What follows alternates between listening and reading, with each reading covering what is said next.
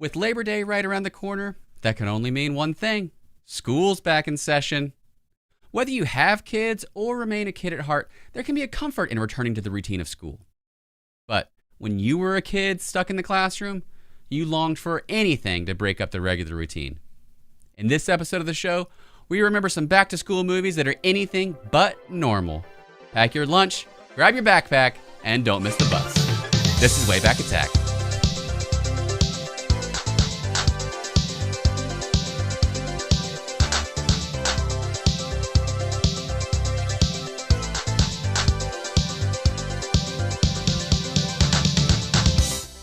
Welcome to Wayback Attack. My name is Brian Grantham, and sitting across the lunchroom of some school, I was trying to come up with something Lunchroom of love. is Preston Burt. Preston, are you ready to learn the 3 R's? Reading, writing, and radiation. There you go. Yeah, we're going to be talking about that later today. Rockin's in there too. Oh, yeah. Rock and roll, radiation. Yeah, all kinds of fun stuff. But I got to ask you, Brian, when I said in the intro something about don't miss the bus, did that bring back any special memories for you? Oh, man, you know it does. It brings back one of my favorite albums when I was a kid. Crisscross. Crisscross, son. Look, I'll give you a little bit, but I don't want to give you too much because I don't want to get a DMCA, you know what I'm saying? But yeah, Crisscross had the hit song, I Missed the Bus. How's that one go? I don't remember that one. It's like, I missed the bus. I missed the bus. And that is something I will never, ever, ever do again. I was up, he was up, but I laid back down, thinking I could chill till the time came around. I did, he did, but a little too long, because when I got up, the bus was gone. I ran out the door in a rush. I ran out the door trying to catch the bus. All right. Yeah, we don't want to get taken down right away. All right. I mean, that was spot on. I know. Some of them try to rhyme, but they can't rhyme like this. You know what I'm saying? Oh, I did that. Yeah, that's Crisscross. All right, so like that was a good era. I mean, I know they were kids, so they had like some kid topic themes and stuff. But that was like late rap where they were early rap where they were still talking about like I went to the street and I saw my friends. Yes. You know, like talking about normal stuff. Instead of gangster rap or whatever they do now. It was like it was the same thing with Lil Bow Wow. Yeah, like I liked Lil Bow Wow, but then when he just became Bow Wow, I was like, I don't want to do that anymore. Well, we're not going to be talking about Lil Bow Wow. We're not going to be talking about Crisscross, but we will continue with the weirdness. Yes, the weirdness will continue. Yeah. So, looking for topics that are topical. We've talked about school movies before, or school before, right? Yes. We've done some other stuff, but look. The well only goes so deep, guys, and I haven't had a whole lot of free time lately. So hopefully you like this one.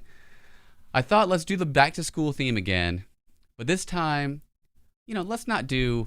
My wife suggested Never Been Kissed, right? Like just a normal romantic comedy that takes place at school, or like Election, or 10 Things I Hate About You, Mean Girls, or something. Like those are all great movies, right? Yeah, 10 Things I Hate About You. That was like our senior year high school, my senior year high school movie. Like those are great movies. But let's talk about the weird stuff. Like let's talk about movies, and there's a TV show in here where like something's awry, something's up, something's off. And it takes a little bit of the monotony out of the regular tropiness of a school movie. Yeah, I think that a lot of that also is like it better captures the weirdness of high school, right? So like it's just those movies that you were mentioning earlier are more geared towards everybody, right? And I think the movies that we talk about today are geared towards those weird kids in school that went on to make those movies. Yeah, so totally. And, as we prepared several for you, but as we were doing it, I thought of other ones that maybe we can do later down the road if you guys like this topic. But before we dive into those movies, catching up with you, I saw you this past weekend. Yes. In great detail at the Southern Fried Gaming Expo. I think we're going to talk about that for our bonus show. Yep. For the Patreon. But overall, did you have a good weekend? Yeah, I thought it was a great weekend. I was surprised with how smooth and man, this year was like especially considering that we didn't do it we did it virtual last year, right? And then which I didn't want to do, but I'm glad we did, because now we still get to say we have the 8th annual. We didn't skip a year, honestly, so that's good. But yeah, like everything was for the most part really smooth, and like it was like we have gotten so much better at everything. Yes, yeah. I will go into detail all about the calamity leading up to it and the uncertainty and the stress, but at the show itself, it was smooth sailing, all things considered. And even though today we're going to be talking about movies that are out of the routine, that take, they're a little bit out of the normalcy, man, I'm looking forward to adding some normalcy back to my life. Yeah. to getting back to the routine of just having to work and just having the kids' school and just doing this podcast and not having to worry about all the planning and all the calamity of running an event until next year. So yeah, well, you got to think too. In a week, you get to attend a convention. Yes. And so be on the other side of it. That's right. Dragon Con is coming up Labor Day weekend, which is one of the reasons that I thought about this show, because I figured most people go back to school by Labor Day or just after Labor Day. So yeah, we'll have plenty of stuff to talk about for the next episode of the show. But let's dive into some entertainment for this episode tonight. All right. Well, my first pick is not a back to school. I mean, it is in a way thing. But I figured it should be the first one that we talk about today, because it's in that weird time between the end of school and then the beginning of school. There we go.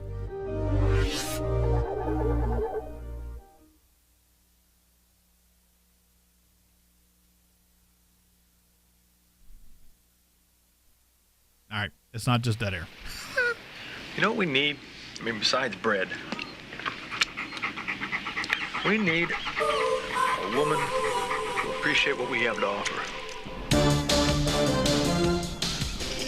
Freddie Shoup loves to cut class, hates to do homework, lives for summer vacation.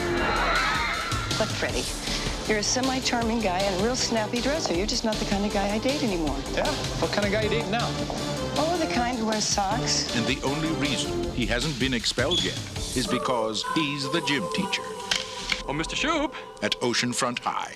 Congratulations. You've been chosen to teach summer school. No, I'm not a real teacher. That's all right. These aren't real students. They're unmotivated, irresponsible, not too bright. They'll relate to you. You in this class too? All right, I could not find a TV spot for this movie. It was just the pure 2.5 minute long trailer. So if you want to watch it, it's up on YouTube. Check it out.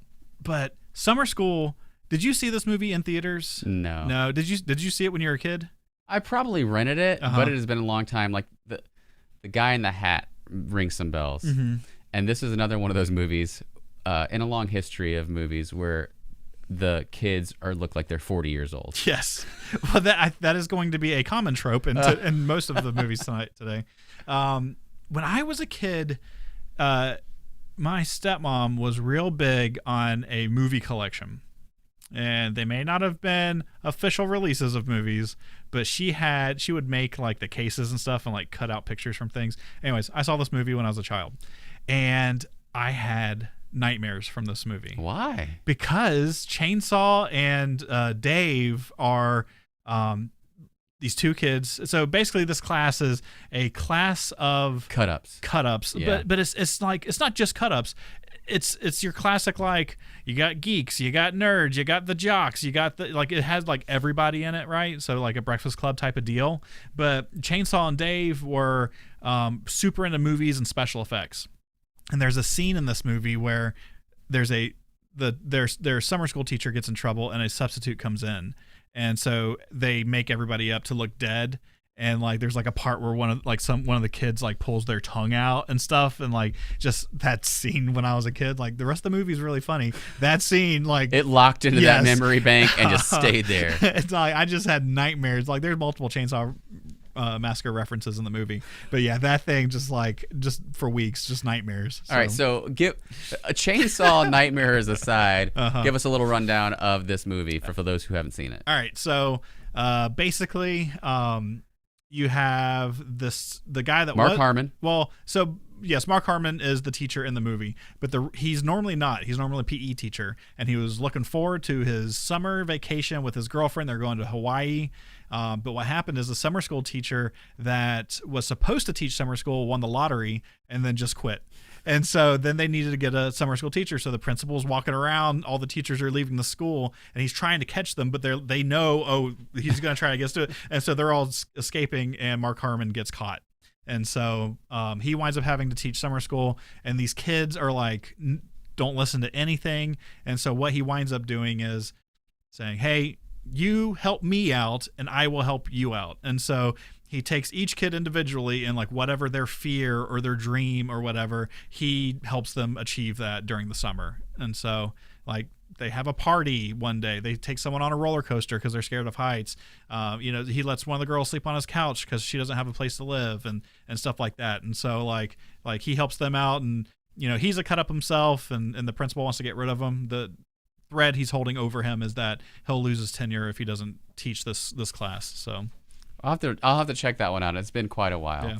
Hey, Brian, did you ever go to summer school? I did go to summer school. Did you go to summer school a lot? Well, so I hate math, right?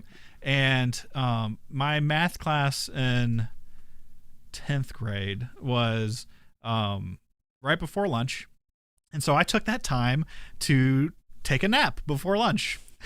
And I'm more of a post lunch napper. Well, you know what? It may have been after lunch, because my before lunch class was actually cooking, and that was the best. You get to smell food, then you get to go eat food, then you get to take a nap from the food. So anyways, I wound up having to take summer school because I just Christmas treed my final exam for math. And so the teacher was my math teacher. He was a summer school teacher, and he was pissed. And he said, listen, you can only miss one day, because if I wasn't sleeping in class, I wasn't in class. And so he was like, you can only miss one day of school or else you fail summer school. And I said, okay. I missed 2 days of summer school. And I said, listen, you got to pass me or else I'm going to be in your class again. And he said, if you can pass the final exam, I will pass you. I will put that you only missed 1 day. But if you fail the final exam, I will put that you missed 2 days, and that exam won't even count towards your high school transcripts. And I said, okay, cool. So I passed the final exam. He was super excited. And then I had him the next year. No. Yes. He was still my math teacher. He was very upset. Oh, man. Well, I only went to summer school in high school once, and it was voluntary because growing up in Mississippi, I was the last cohort to get my driver's license at 15. And if I think if I waited any longer, there was one thing, I may have to be 16. Yeah. And I had to have driver's ed provided by the school before I could get my license. And the way my birthday fell, if I didn't do it in the summer, I have a summer birthday. If I didn't do it in the summer, I would have to wait to sign up for the fall class and then go through Christmas before I could get my thing. And I wanted that driver's license so bad. So I was like, well, heck, it's just driver's ed. How hard can it be? And it wasn't that hard, but I did that. But then in college, man, I did like every summer school. Really? Because once I moved to college, I never left. I got an apartment after freshman year, had a job running a movie theater. So I was like, I'll make the most use of my time. And I'm glad I did, because I changed my major so many times that if I hadn't done summer school, I would have been there forever. Yeah, my mom went to summer school when she was like before college, but it was because she lived out in the middle of nowhere on a farm, and so she had nothing to do. So she took summer school classes and graduated high school early. So I hear you. All right, well, Summer School, starring Mark Harmon, Kirstie Alley. Oh, I see a note here. Music by Danny Elfman. Yeah, He's Danny everywhere. Elfman. Yeah, he did. This was right before Batman. So like he did the music for this. There was a hit song that came out of this movie. I don't remember. I don't think I did the notes for it, but let me see if I can see her name real quick. One of the kids sang a song in it. Kelly Jo Minter, maybe. Yeah, Jo Minter, I think is what she went by for the song, and it was like it hit top of the charts in the U.S. and like 96 in Europe. But also Courtney Thorne-Smith was in this movie. I don't know who that is. No, she was a star on Melrose Place or something like that. So, but I was meeting your level of excitement about that. It's funny because she became a star. The DVD cover nowadays says Mark Harmon, Kirstie Alley, and Courtney Thorne-Smith. Right, so, yeah. But yeah. Wow. Yeah, you should check it out. If you haven't seen that movie, you should check it out because Siskel and Ebert hated it, but it did extremely well. So, and it was Carl Reiner's. It was one of his early movies. directorial debuts. Yeah, and so and it's a great movie. Check it out. I will, Brian. Hey, speaking of great things, but this one is actually not a movie, so I kind of cheated a little bit. But I think if you're around our same age, you probably have, if not a fondness, at least a remembrance of this.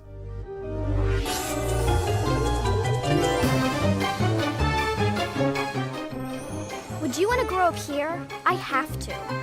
I'm Alex Mack. I was just another average kid until my first day of junior high.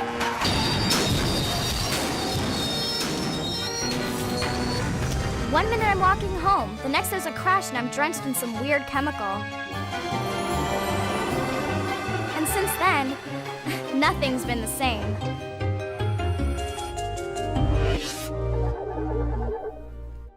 Man, look at those computer graphics, dude. Those are cutting edge. I love a good TV show where the intro tells you the whole plot and the backstory ahead of time. So you can always just dive right in. And that, if you didn't catch, was The Secret World of Alex Mack. It was a mainstay on SNCC, Saturday night, Nickelodeon. Were you an Alex Mack fan? I never watched Alex Mack. Why not? I just wasn't watching a lot of Nickelodeon at that time. It was what, 94? 94. You're 14. What were you doing at 14? On a Saturday night. On a set, so it is weird because I would have probably been watching SNCC at that age. Yeah, you got Are You Afraid of the Dark? You got some Pete and Pete going. You got I didn't Secret watch World Pete of and Alex Pete. Mack. I hated Pete and Pete. The whole dancing, making the lady dance on my arm. Like, I don't know what it was. There was something. I think I was probably playing video games, to be honest. So. All right. Well, I mean, I did that too, but I also watched a lot of TV. Yeah. Well, one of the things I watched a lot of was Secret World of Alex Mack because I had a crush on Larissa Oleynik. Nice. Yeah. Was that Alex Mack? That was Alex Mack. You just like the way she could turn into a glob. I don't know if that was my exact turn on. You're like, oh yeah, baby. Probably not, but I think it was more just general aesthetics, and she was like countercultural, right? You know, she's wearing that flannel coat and hat backwards, and the classic superhero origin story, right? And she had those superpowers, so what's not to love? So what all could she do? Oh man, what couldn't she do? Turn into a puddle, right? I mean, obviously, number one, telekinesis. Okay. Yep. Can shoot like electricity from fingers and just like random stuff here and there. You never know. I think they kind of just like threw darts at a board to see what she could do for that week. Someone was like, all right, guys, I love Daredevil, so that's got to be the origin story. But what kind of powers does she get? Oh, you're right. That was like a Daredevil story. Yeah, what a ripoff. Yeah, so this show was cool because, I mean, when you watch it now, it's a little hokey. But when you are the exact same age as the main protagonist and they're going to middle school, and this one's great because, you know, we're talking back to school. Yep. This one's great because the first episode is literally the very first day of junior high. Coming home from school, dodges a truck that spills chemicals. She gets chemicals all over her, and she can do all these secret powers now. But the chemical company, they are trying to find her because they know that something's up with the chemicals. And it's a whole cat and mouse kind of thing going on the whole series, but it's also just like normal stuff. You know, they have to stretch. Oh, actually, so it's 4 seasons long. Yeah. It aired in 94 to 98, 78 total episodes. So, you know, they have to fill some air, not just cat and mouse, chemical company versus secret powered teenager. They have regular school stuff like, you know, getting elected class president or going out for the basketball team or stuff like that. But having to manage, having superpowers with it while people are chasing you. Yeah. Did you ever run for school president or class president? I think I may have put my name into like the bucket one time, but no, I was never class president material. And then, like, when I found out it wasn't really just like a popularity contest. I mean, it was a popularity contest. It was 100%. No, it was a popularity contest. But what I'm saying is, it wasn't just you're crowned, class president. There's things you have to do. There's things you have to do. Yeah. I was not interested in that. And I'm so glad I didn't, because apparently, like, it's the senior class president and vice president and treasurer and stuff. Those responsibilities carry your whole life, because they're the ones who are supposed to now organize the reunions and stuff. Oh, wow. And like, if I were ever going to be a class president or something, I'm going to have to tap out a junior year and just abdicate the throne, because I don't want that lifetime responsibility. I ran for it once, and that was the year I found out that it was just a popularity contest, because I was not popular in school. What? Yeah, believe it or not. What? I had friends, but I was in no way the popular person. So, but I was so upset, because I was like, man, I cannot believe he won. It's only because he's popular. And it's funny, because it wasn't even like a jock or anything. It was like an art kid too, but I was just very upset. Well, that was your one chance. You blew it. I know. Way to go, Brian. I'll never be president. No, so Alex Mack, you should check it out. There are, 2 seasons you can get episodic on Amazon, but why pay $2 per episode like I did to prep for this episode when you can just buy the DVD, the complete series DVD, for $14.95 on Amazon? That is out there now. That's a great deal. It is a great deal. It's surprising to me that Viacom would sell it for such a deal. Yeah. It's super cheesy, but it's lighthearted and fun, and it could be something that you could watch with your own kids. So if you haven't seen it, check it out. If you have seen it, give it a revisit. It's a fun, lighthearted romp. I wonder if anyone has ever thought about doing a remake of that show. What's that called? Reboot? No, not a reboot. Yeah, reboot. Of The Secret World of Alex Mack? Yeah, because you think like with how popular superheroes are nowadays, you think that someone had to have been like, hey, let's just redo that show. Maybe, but seeing as how you never watched it, you didn't like it, I'm sure there's a reason they haven't.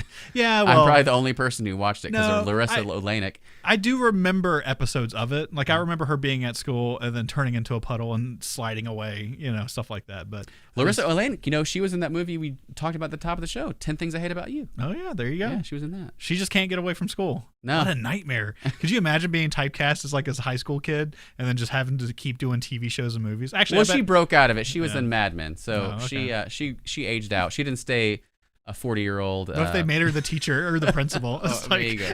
There you go. But cool. Well, superhero high school stuff. Oh man, Sky High, great movie too. That's a great movie. It's not quite retro enough for this show, but it's a great movie.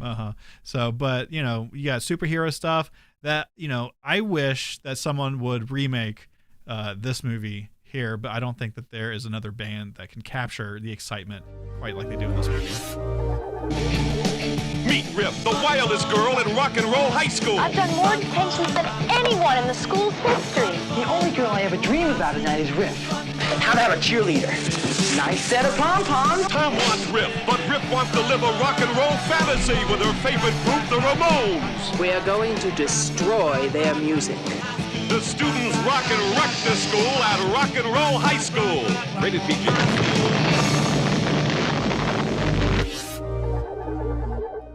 I have not seen this movie. Well, before today. Wait, if you stop right there, then we both have the same thought. I have not seen this movie for probably around 21, 22 years. Oh, you lost me. But I watched it again today, and I was so worried that there was going to be a lot of problematic stuff in this, and because a lot of stuff. And there was. No, there really wasn't. There was a couple but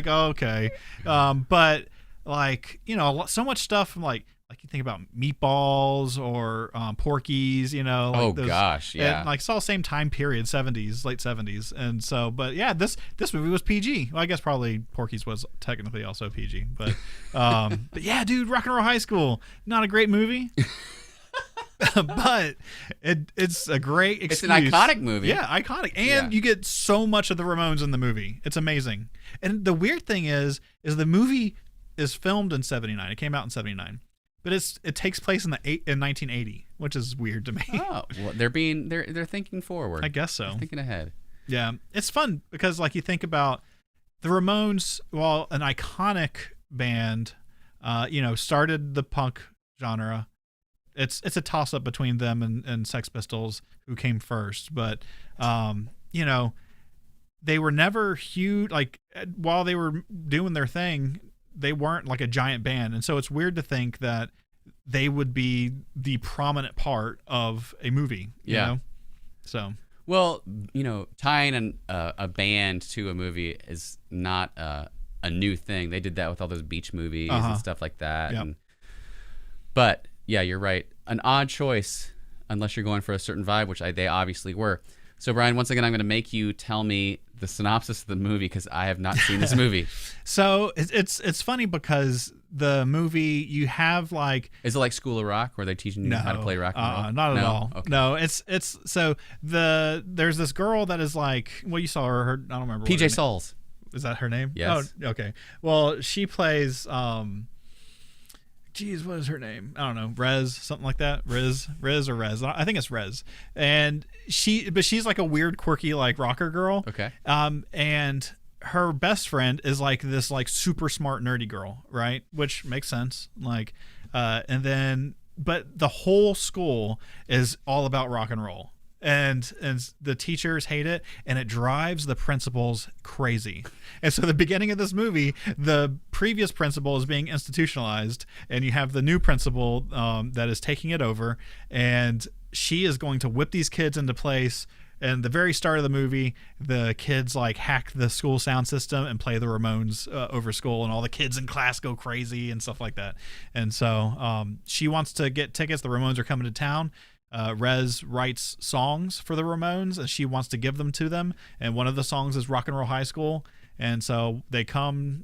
The story is about her getting the tickets, losing the tickets, and then still getting to go to the show. So this is really cool. All right, I dig the concept because it's taking an actual band and incorporating them into the movie, not just like they're acting as the high school band or something. Right. They are the Ramones in the movie. Mm-hmm. And the goal is to try to get them. It's kind of like Detroit Rock City, which is a great movie too. Oh my gosh, never seen it. Oh my gosh, but they were dealing with Kiss. They were trying to get to the Kiss concert, so that's pretty cool. It's funny because she's waiting in line for tickets, and the Ramones pull up to like go inside the theater or whatever, and they come pulling up like playing their instruments and singing a song in the back of the car, and they're like walking down the line, and the line's like, oh my god, it's hilarious. I have not seen this movie. However, I do own the clamshell VHS, the big Warner box of this movie. It's a very, very cool VHS tape, and I'm happy to own it, but I haven't popped it in the VCR, so I'm going to have to change that. I do own it. Now I have to watch it. Well, I got it on my Plex server, so you can watch it on that. I will say, cool fact about this movie, Joe Dante. Love Joe Dante. He is especially thanked in the credits. And the reason for it is it's his story, and he's an uncredited director for the movie. Oh, really? Yeah, the director was Alan Arkush, but something must have happened to him because Joe Dante stepped in. Yeah, and so like a lot of the people in this movie are people like in Gremlins and great. Other movies that he made also. So yeah, he would pull some of the regulars. What's that guy that died? From There's Gremlins. A lot of them. The one from Gremlins, the character actor. Yeah, I know exactly who you're talking about. He played the neighbor. Dick. No. He looked kind of like he could be Robert De Niro's little brother. Golly, that's gonna drive me crazy. Always like, he was always like, well, babe, you doing this?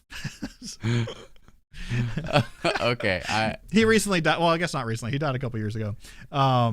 And I was trying to think. There was something else. It's just a really great way to watch the Ramones. If you love the Ramones, like the back half of that movie is just like a concert where they play multiple songs. There's a sing along. There's like the words are coming across the bottom of the screen. Dick Miller. I was right. There you go. I met the guy at Monsterama in 2014, 2016, something like that. Did you shake his hand? Yeah. Yeah. He had that. They had a documentary about him. Oh, really? Yeah, you should check it out because he was in the original Little Shop of Horrors with Jack Nicholson. Mm-hmm. He was in all of those movies with who's that bad director? Roger Corman. Mm-hmm. And then he's been on all this stuff. Yeah. And apparently, he was in Rock and Roll High School? Yeah, he was the police there we go. chief. And is the name of the documentary You Don't Know Dick? Because that would have been perfect. I don't think that's it. That's what I would have named it if it was me. So, well, are we going to continue with the streak of things that we watch separately and don't have any comments? No, I have seen the next movie, although it has been probably around 20 years. So, all right, let's hit it. Welcome to Tromaville High, an average American high school with one exception. It's located only 1 mile away from a nuclear power plant. They said it was 100% safe. But they were wrong. There's no danger, Governor. We have the situation well in hand.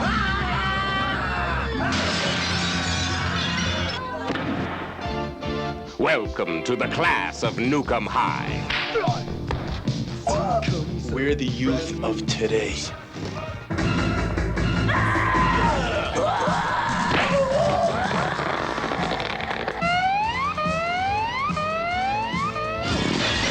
Yes, at Nukem High, anything can happen. And does. The class of Nukem High, where you'll learn the 3 R's. Reading, writing, and radiation.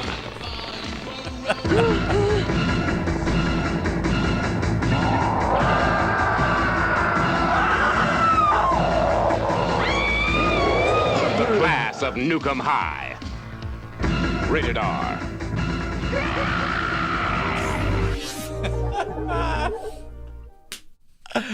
Oh, I love it. I love it. Trauma movies are the best. Trauma movies have a certain place in my heart. That is true. This may shock you.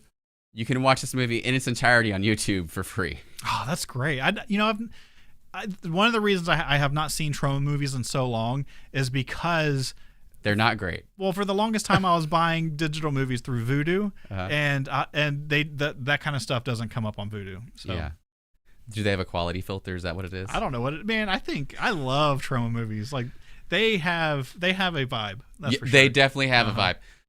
So I brought this movie up because it fits the theme, of course, of weird and wild high school or back to school experiences. But man, I went through a trauma phase. I fell into trauma by accident with renting movies in the 90s off of the shelf. I was sick. I think I've told this story before, but I was sick a lot as a kid when I moved to Mississippi. And so I was out of school a lot. And my local mom and pop video shop had a 5 for $5 special on old movies. And so I would just rent whatever. And I saw The Toxic Avenger. And I read the back. I was like, this looks crazy. And it was not rated, which somehow made my mom think that it was okay to rent. Which, if you've seen The Toxic Avenger, it is not okay for an 11-year-old to watch. I don't know. It had a cartoon and a comic book. Yes, those were sanitized. The Toxic Avenger had like a kid's head getting crushed and exploded by a car, had all kinds of sex, had all kinds of nudity, had all kinds of gore. And when that movie was over, if I didn't have Toxic Avenger Part 2 and 3, the next best thing was finding Class of Nukem High. So Trauma it bills itself as the longest independent film studio still standing. Yeah. And I think it still holds that title. But yeah, they've made some like normal movies, but they definitely found their niche with genre. Like Samurai Cop and Tromeo and Juliet. And, that was not normal. Yeah. No, I'm saying that's not normal. Oh, okay. That's their genre stuff. Okay. Their normal stuff was like Screw Play and like these just regular sex comedies from the early 80s and stuff.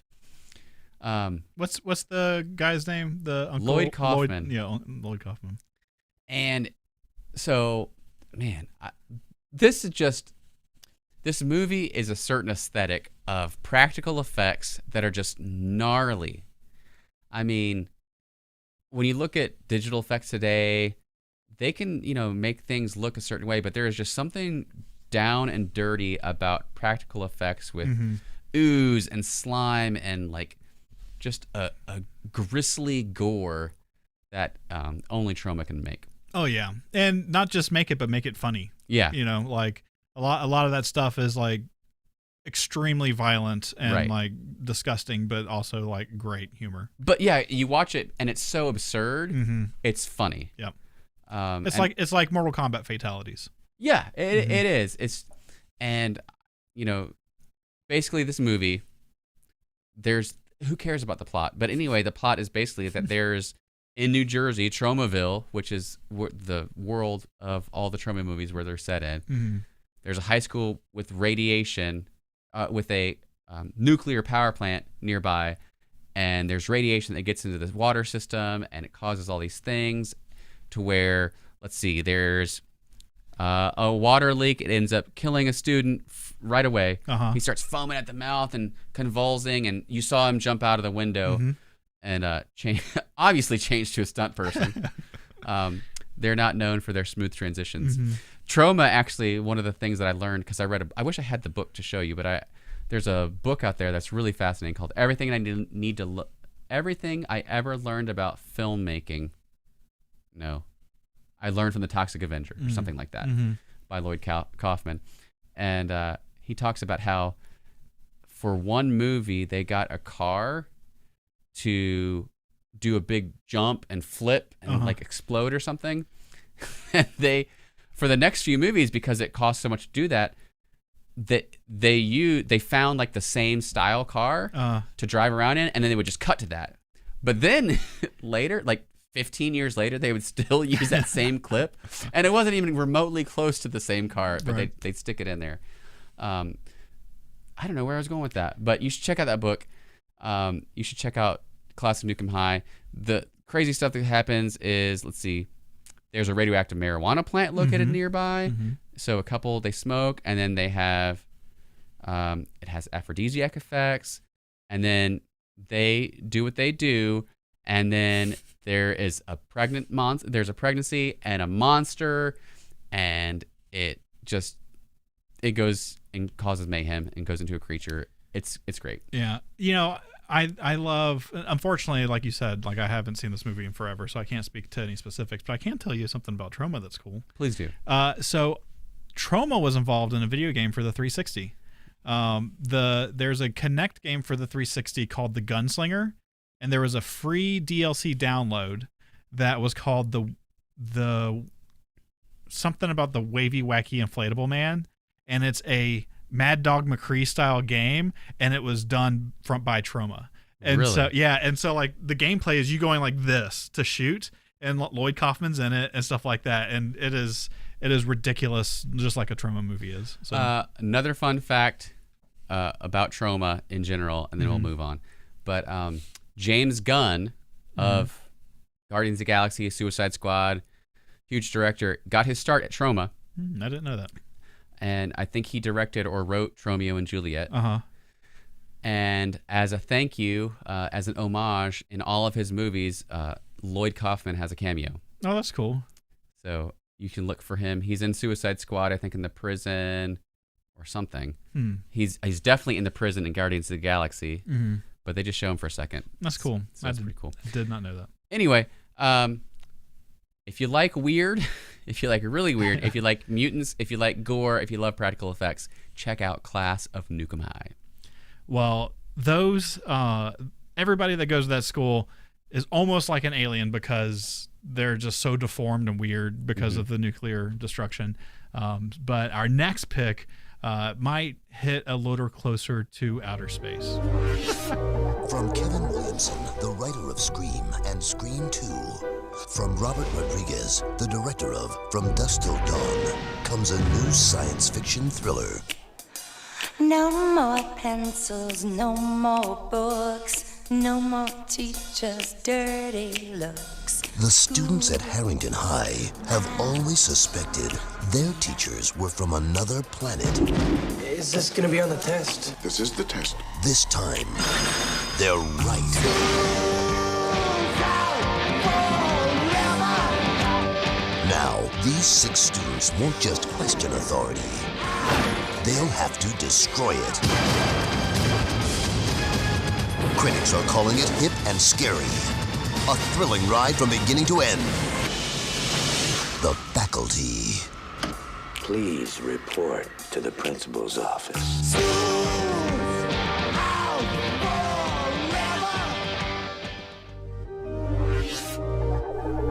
I know that's a catchy song, but it actually doesn't apply to that movie because at no point is school actually out. School's just getting started. Yeah, they played it in Rock and Roll High School too. So,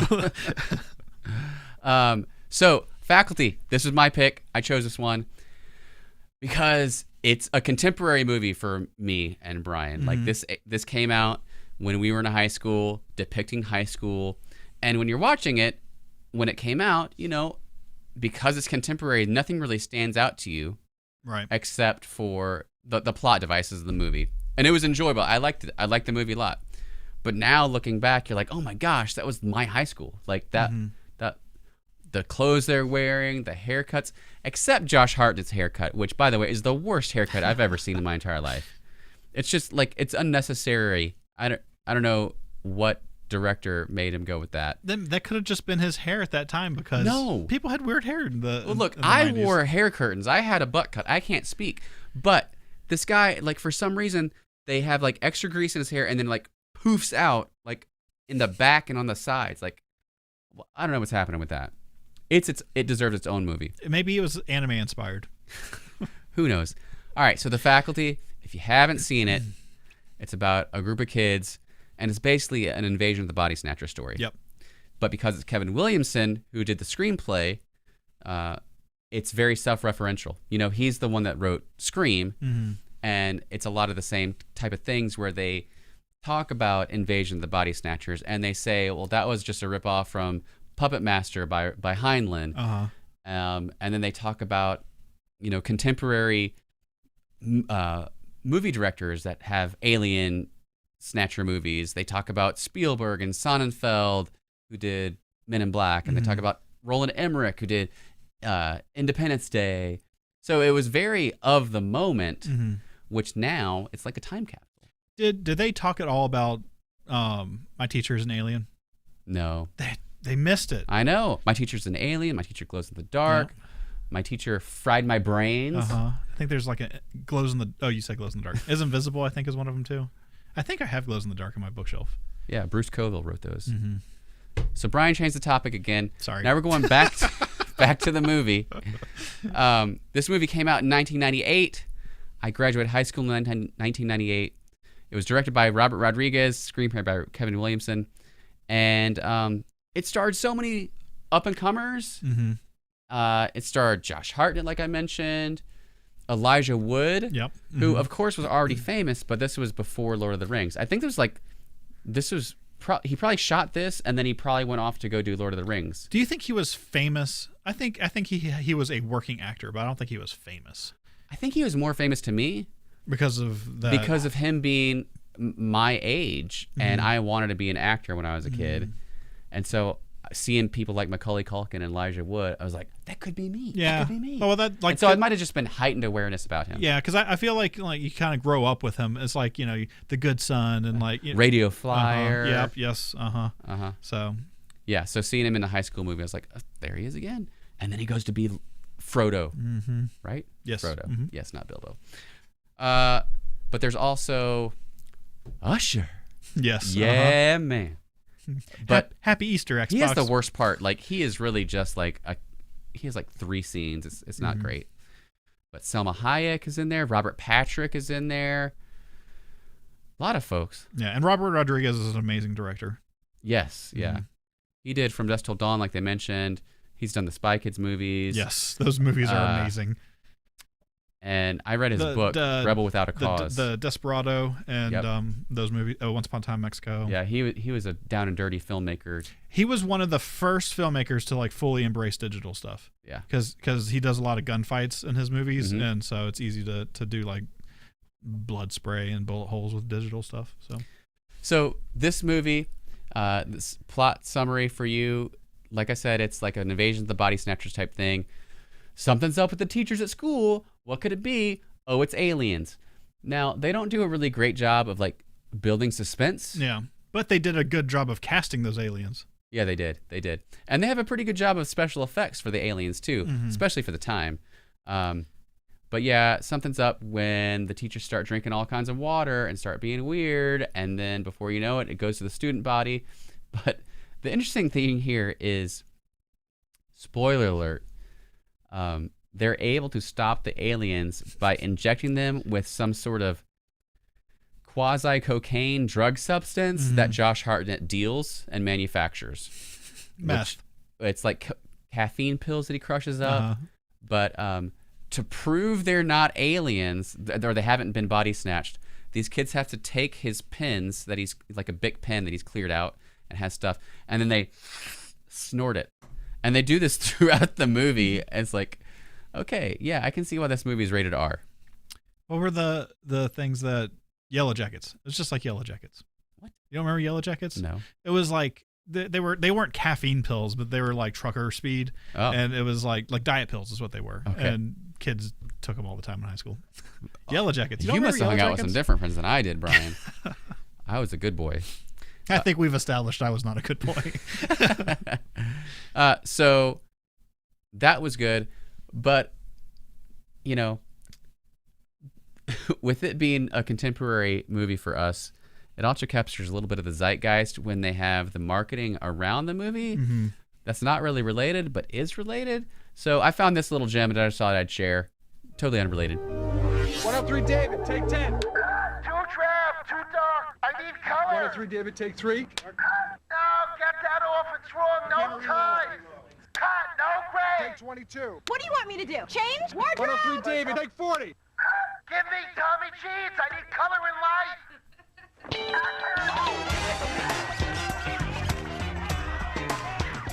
Tommy Jeans, make a scene.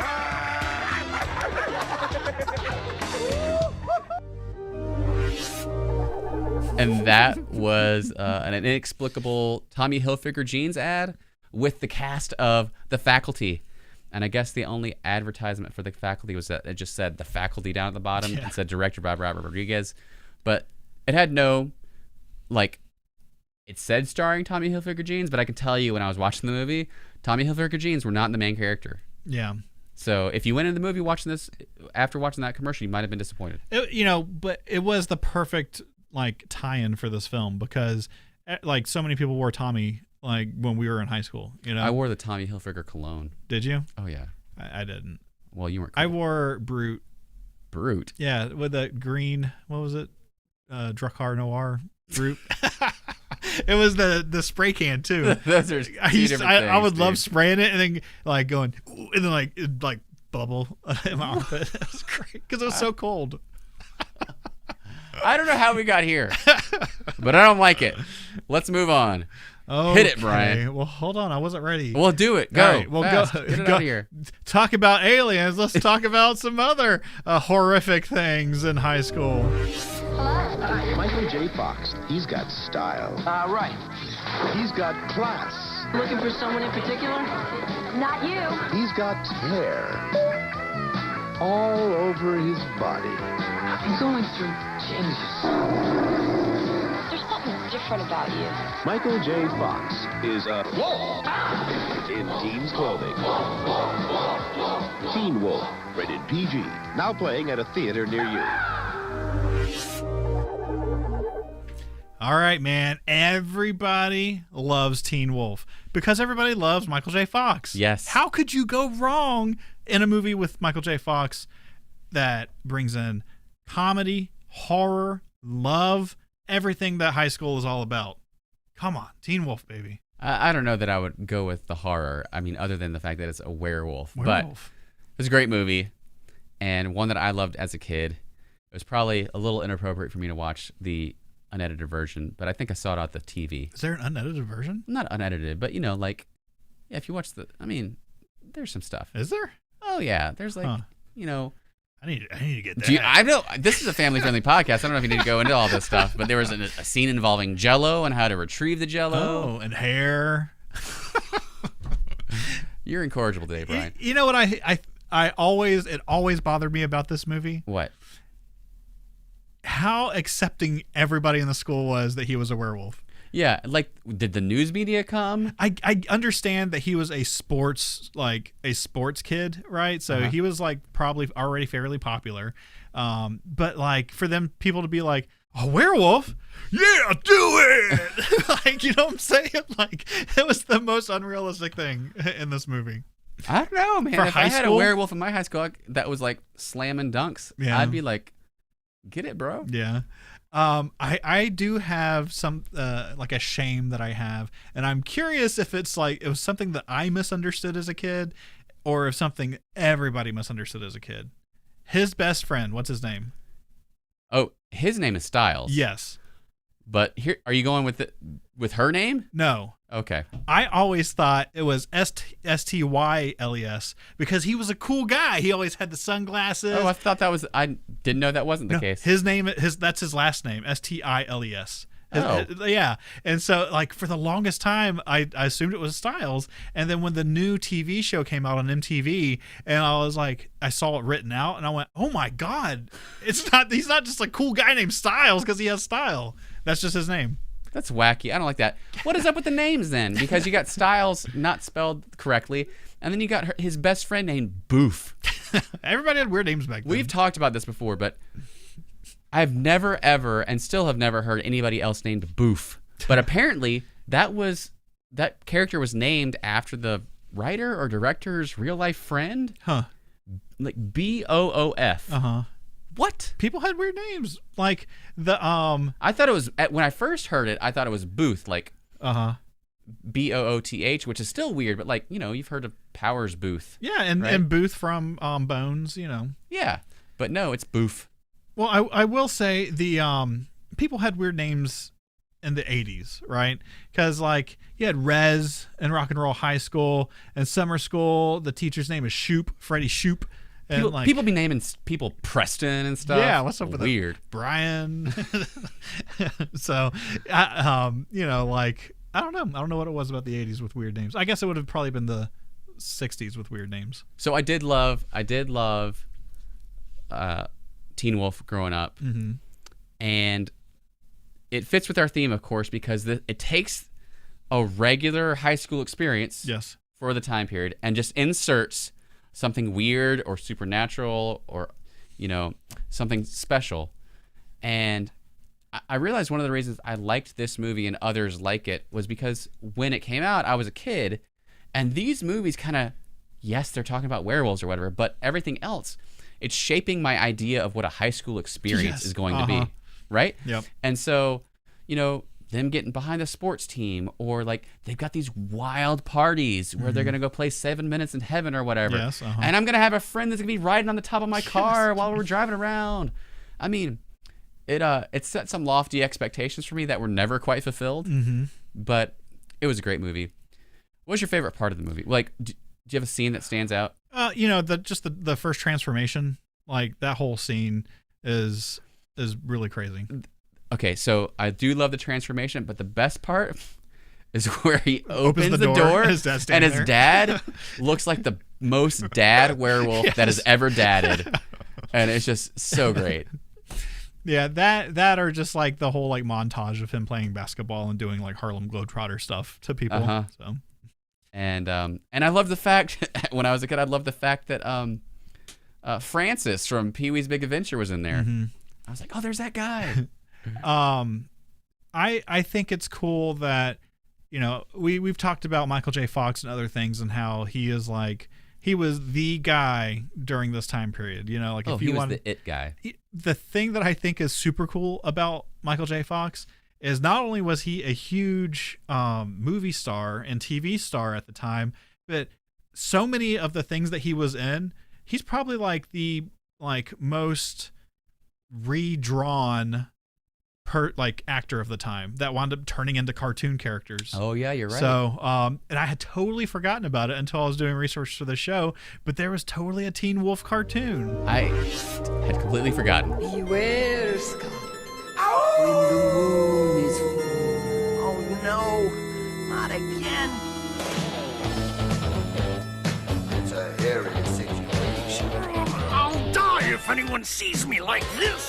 Hey man, shy if it happens to you. Hi, Grandpa. Good morning, Scotty. It's fun being different if you have a healthy attitude. Only my friends Boof and Styles know my hairy secret. I'm feeling hairy and my teeth are mean. I got a weird complexion and I want to scream. Teen Wolf coming out to play. Teen Wolf coming out to play. I'm a Teen Wolf. I'm gonna howl today. Teen Wolf gonna howl today. Werewolf family? You look short, Spot.